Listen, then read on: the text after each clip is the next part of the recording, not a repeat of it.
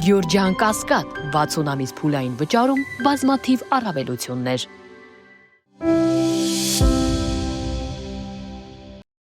Հայաստանի Հանրապետությունում ժողովրդավարական է ոչ միայն քաղաքական, այլև տնտեսական համակարգը։ Մարդը օբյեկտից վերածվել է սուբյեկտի։ Այս շեշտադրմամբ մեկնարկեց կառավարության նիստը վարչապետ Նիկոլ Փաշինյանի զեկուցմամբ Հայաստանի պետական եւ ինստիտուցիոնալ վերափոխման դոկտրինը հաստատելու վերաբերյալ։ Դոկտրինի նպատակն է վերանայել ու ամրապնդել երկրի տնտեսական կառուցվածքը ու պետական ինստիտուտները, ձևավորելով զարգացման նոր պարադիգմ։ 2018 թվականից ի վեր ըստ էության հեղափոխությունից հետո Հայաստանի տնտեսությունը աճել է ավելի քան 50%-ով։ Այսինքն ճշգրտված տվյալները կլինեն այս տարվա վիճակագրության, մենք վստահ ենք, որ թիվը կլինի 50-ից ավել, իսկ թե կոնկրետ ինչքան, դա արդեն ցույց կտա ժամանակը եւ վիճակագրությունը։ Մեկ շնչին ընկնող հնան ավելի քան կրկնապատկվել է 2018 թվականի հեղափոխությունից հետո կամ 2018 թվականից հետո։ Եվ եթե 2017 թվականին Հայաստանի մեկ շնչին ընկնող հնան 3872 դոլար էր, 2025-ի խիստ նախնական տվյալներով մոտավորապես 9400 դոլար է, եւ աճը 2.4 անգամ։ Իհարկե պետք է ասել, որ այստեղ դրամի արժևորումը նույնպես դեր է կատարել, բայց դրամի արժևորումն էլ է տնտեսական գործում։ Վարչապետի խոսքով այս արդյունքները արձանագրվել են կառավարության եւ քաղաքացիների համագործակցության արդյունքում։ Այն ձեռքբերում է։ Ձեռքբերում է նաեւ այն հանգամանքը, որ 2025 թվականի պետական բյուջեի պլանը կերակատարվել է 102%-ով։ Մենք այս ամենով արձանագրում ենք, որ Հայաստանի Հանրապետությունում ոչ միայն քաղաքական համակարգն է ժողովրդավար, այլև տնտեսական համակարգն է ժողովրդավար։ Եվ պիտի նաև ընդգծեմ, որ սա նշանակում է գործնականում, որ կառավարությունը չի միջամտել այնտեղ, որտեղ չպետք է միջամտեր, եւ մյուս կողմից կառավարությունը միջամտել է այնտեղ, որտեղ պետք է միջամտեր։ Դոկտրինի առանցքային բաղադրիչներից է կրթության դերի բարձրացումը որպես ցկյանս գործունեություն եւ ապրելակերպ։ Վարչապետի խոսքով խաղաղության օրակարգը արմատապես փոխում է տնտեսության կառուցվածքը, մրցակցային միջավայրը եւ լոգիստիկան, ստեղծելով զարգացման նոր հնարավորություններ, պայմանավորված նաեւ տարածաշրջանային ու արտաքին քաղաքական նոր իրողություններով։ Խաղաղության բանաձևը, խաղաղության պայմաններում տնտեսությունը նույնպես որոշակիորեն պետք է վերափոխվի, դիրքավորվի, ինչը հենց այս օրերին մեր աչքի առաջ տեղի է ունենում, եւ իհարկե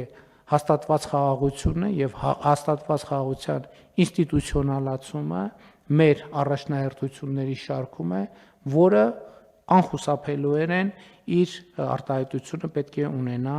նաեւ տնտեսության մեջ։ Նոր պարադիգմը ենթադրում է պետության ակտիվ դերակատարում կենսական նշանակություն ունեցող ենթակառուցվածքներում, էներգետիկ, ջրային, թվային եւ անվտանգային ոլորտներում, միաժամանակ ապահովելով պետական սեփականության թափանցիկ եւ տնտեսապես հիմնավորված մասնավորեցում այնտեղ, որտեղ դա նպաստում է մրցակցությանը եւ արդյունավետությանը։ Առանձնակի կարեւորություն է տրվում նաեւ արհեստական բանականության կիրառմանը։ Դոկտրինի հաջորդ առանցքային ուղղությունն է հարկային նոր երկարաժամկետ մոտեցումների ներդրումը, որը վարչապետը բնութագրեց որպես հավակնոտ եւ մի փոքր ռիսկային, սակայն անհրաժեշտ քայլ։ Չեմ թաքցնի, այդ թվում վերջերս ջերմուկում տեղի ունեցած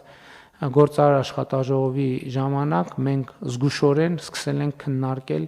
որ առաջիկայում մենք պետք է դիտարկենք հարկային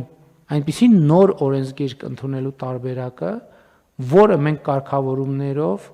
կկարողանանք ուժի մեջ պահել նույն կարգավորումները, ասենք օրինակ 10 տարի։ Այսինքն, եթե մենք կարողանանք հասնել այդ կետին, որ ընդունենք հարկային օրենսգիրք եւ արձանագրենք, որ հարկային այս կարգավորումները առաջիկա 10 տարում լինելու են ուժի մեջ եւ հաջորդ 10 տարվա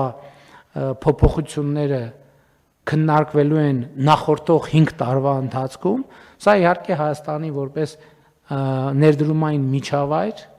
գրավչությունը էականորեն կփոխի։ Զեկույցի ընթացքում շեշտվեց նաև կառավարման համակարգային թվայնացման, ինտենսիվ գյուղատնտեսության զարգացման եւ կապիտալի շուկայի կայացման կարեւորությունը։ Ոնց որ տնտեսությունն է աճել 50 եւ ավելի տոկոսով, այնպես էլ կապիտալի շուկան իր ծավալներով առնվազն 3-4 անգամ մեծացել է եւ հիմա էլ նոր փուլ մտնելու նախապատրաստված ենք եւ կապիտալի շուկայի դերը պետք է էականորեն մեծանա։ Վարչապետն ամփոփեց, նշելով, որ պետական շահը տնտեսական զարգացումն է, առանց որի անհնար է որևէ ոլորտում ապահովել կայուն առաջընթաց։ Դոկտրինը ընդունվեց միաձայն։ Նիստում միաձայն հաստատվեց նաև զբոսաշրջության զարգացման 2026-2030 թվականների ռազմավարական ծրագիրը, որը կենտրոնանում է մշակութային, գաստրոնոմիական, հատկապես գինու եւ հայկական բրենդի, ինչպես նաև արկածային զբոսաշրջության վրա։ Կառավարության անդամներն արձանագրեցին զբոսաշրջության, այդ թվում ներքին զբոսաշրջության աճ, որը պայմանավորված է եկամուտների բարձրացմամբ եւ մշակութային ոլորտում ներդրումներով։ Այս տարի ունեցել ենք 2,263,642 զբոսաշրջիկ, ինչը 2,5%-ով ավել է նախորդ տարվա ցուցանիշից եւ օրինակ 19.4%-ով ավել է 2019 թվականի ցուցանիշից։ Քննարկվող վերջին հարցը վերաբերում էր առողջության համընդհանուր ապահովագրության ռեգիստրում տվյալների վարման կարգի հաստատմանը։ Ըստ էության նախագծով մանրամասն կարգավորվում են մեր համընդհանուր ապահովագրության շրջանակներում տեղեկատվության փոխանակման եւ այսօր էլ նշեցինք, որ թվայնացման շրջանակներում փոխգործելիության հիման վրա, որպեսզի անձը մեկ անգամ տվյալները տրամադրելով որոշակի կառույցի արդեն հաջորդ կառույցները իրար միջև փոխգործելիության շրջանակներում կարողանան օրենքի եւ կարգավորումների տրամաբանությամբ ապահովել այս տեղեկատվության փոխանակումները։ Խարար Անահիտ Ավանեսյանի խոսքով առողջության համընդհանուր ապահովագրության համակարգից արդեն օգտվել են 16266 քաղաքացիներ, ինչը վկայում է դրա արդյունավետության եւ գործնական կիրառելիության մասին։ Նախագիծը եւս ընդունվեց միաձայն։ Հունվարի 1-ից թոշակառուների համար հետվճարը կազմելու է 20% մինչև 10,000 դրամ, եթե նրանք ապրանքների դիմաց վճարեն անկանխիկ։ Աշխատանքի և սոցիալական հարցերի նախարար Արսեն Թորոսյանը սոցիալական ցանցի իր էջում պարզաբանել է օրերս մեկնարկած այս փոփոխությունը։ Նախարարը նաև անդրադարձել է կառավարության կողմից իրականացվող մեկ այլ ծրագրի, որը վերաբերում է ոչ միայն թոշակ կամ նպաստ ստացողներին, այլև 18-ից բարձր բոլոր քաղաքացիներին։ Այս դեպքում էլ խոսքը 2% հետվճարի մասին է։ Տեսեք, սա վիզա քարտ է, իսկ սա արկա քարտ է, որի վրա գրված է արկա, տեսնում եք։ Հիմա եթե մեր կենսաթոշակառուները եւ նպաստառուները իրենց այս տեսակի քարտերը կամ վիզա կամ մաստեր փոխարինեն այս տեսակի քարտերով, իդեպ գույները կարող են տարբեր լինել եւ բանկերն էլ կարող են տարբեր լինել, ապա նրանք կարող են ստանալ ոչ թե 20% հետվճար, այլ 22% հետվճար։ Իսկ 2%-ի մասով սահմանափակումները արդեն ավելի մեծ են, մինչև 60,000 դրամի շրջանակներում կարող է տատանվել ամսական հետվճարի չափ։ Այսինքն արկաքարտեր ունեցող բոլոր քաղաքացիները ամիսը մինչև 2% հետվճար կստանան, ամսական մինչև 60,000 դրամ, եթե գործարքները կատարեն անկանխիկ։ Մեծ հաշվով սա կառավարության կանխիկի շրջանառության նվազեցման քաղաքականության շրջանակում գործող ծրագիր է։ Հիշեցնում եմ նաև, որ մենք ունենք ապրիլի 1-ի վերջնաժամկետ ընդհանրապես ամեն ինչ անկանխիկ անցնելու կենսաթոշակների նպաստները, որին չարժե սպասել, արժե դա անել հնարավորինս արագ եւ օգտվել այս լավ հնարավորությունների։ Այստեղ սակայն առաջ են գալիս մի շարք հարցեր, նախ ինչու է առաջնահերթությունը տրվում հենց արկա քարտերին, այսինքն ո՞րն է արկայի բաժանորդների թիվը մեծացնելու կառավարության մոտիվացիան։ Պարզվում է արկայի աշխատանքի հիմնական շահառուն հենց պետությունն է։ Կենտրոնական բանկը տնօրինում է բաժանորդների մոտավորապես 55%-ը եւ մնացած 45%-ը տնօրինում են 10 կոմերցիոն բանկերը։ 2000 թվականին այդպես է ձևավորվել։ Հիմա որ խնդիրը տանում է դեպի արկա համակարգ եւ արկա համակարգերի այսպես ծառայությունների ծոփելու լրացուցիչ ստեղծելու քարտատերերի նոր զանգված, դա ինչ-որ իմաստով ընդունելի է։ Իսկ եթե քաղաքացիները հանդիսանում են ոչ թե վիզա, մաստեր կամ արկաքարտերի քարտապաններ, այլ օգտվում են այս կամ այն բանկի սեփական վճարային համակարգով աշխատող քարտերից, այդ դեպքում կարող են օգտվել կառավարության սահմանած հետվճարներից։ Այս դեպքում էլ փաստորեն գործում է արկան։ Բանկերը թողարկում են այդ իրենց բոլոր պրոցեսինգային քարտերը, այդ բոլոր քարտային հաշիվները միևնույն է, նրանք պրոցեսինգ են ենթարկվում արկա այդ համակարգի միջոցով։ Այդ վճարումների դիմաց գումարների գանձումը եւ այդտեղից համապատասխանաբար այդ վճարները նաեւ որոշակի դուրս հանումը եւ հետ վերադարձը, չէ՞, Այս ամբողջը ապահովում է առկա համակարգի միջոցով։ Մասնագետները տեխնիկական այս խնդիրներից, սակայն հանրության ուշադրությունը հրավիրում են հետվճարի բուն նպատակի վրա։ Հայտարարվում է, որ դրա նպատակը համապատասխան չափով թոշակառուներին վճարվող գումարների ավելացումն է, այսինքն մարդկանց սոցիալական վիճակն է բարելավվելու։ Եթե կոմունալները հանում են, որտեղ հետվճար չկա, տրանսպորտի ծախսեր հանում են, հետվճար չկա, ենթադրենք շուկաներում, գետնի վրա, ենթադրենք սայլակներից առուտուրը, երբ որ կատարում բակային խախտերում, այստեղ եւս հետվճար չկա, չէ՞։ Մոտավորապես մի 15,000-ից 20,000 դրամ է մնում, որ նա կարող է ստանալ իր հետվճարը։ Այսինքն գետնի վրա ավելի շատ աղմուկ է, քան իրական ֆինանսական աջակցության անապահով խմբերի համար, եզրահանգում են մասնագետները։